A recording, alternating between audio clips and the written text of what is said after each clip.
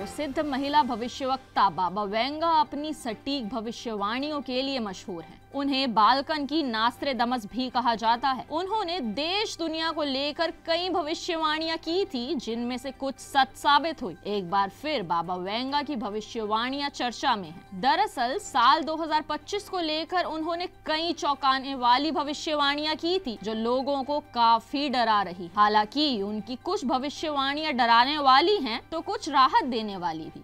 ऐसे में आइए जानते हैं बाबा वेंगा ने नए साल को लेकर जो भविष्यवाणी की है वो क्या है। बाबा वेंगा ने कहा था कि 2025 में इंसान एलियंस की खोज कर सकते हैं। इसका मतलब ये है कि वैज्ञानिक ब्रह्मांड में नई सभ्यताओं का पता लगा सकते हैं। यह इंसान के लिए एक बड़ी खोज होगी। उन्होंने भविष्यवाणी की थी कि यूरोप में आतंकिक झगड़े और राजनीतिक अस्थिरता होगी। इसका असर इतना बड़ा हो सकता है कि कुछ हिस्सों में युद्ध और जनसंख्या में भारी कमी हो सकती है। 2025 में बड़े विनाश की शुरुआत हो सकती है।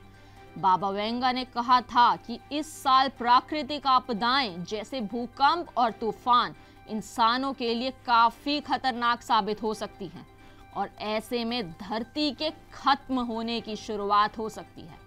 बाबा वेंगा की ये भविष्यवाणी लोगों को राहत देने वाली है कि उन्होंने कहा था कि 2025 में कैंसर जैसी खतरनाक बीमारी का इलाज मिल सकता है।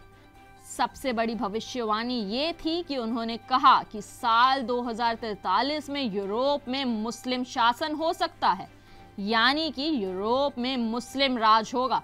बाबा वेंगा बुल्गारिया की रहने वाली एक दृष्टिहीन महिला थी। उन्होंने 12 साल की उम्र में अपनी आंखों की रोशनी खो दी थी। इसके बाद उन्होंने भविष्यवाणियां करनी शुरू की। उनका जन्म 1911 में हुआ था और 1996 में उनकी मृत्यु हो गई थी। इस सभी भविष्यवाणियों को वो लिख कर गई हैं। कई ऐसी भविष्यवाणियां हैं जो उन्होंने की हैं और वह सच हुई हैं।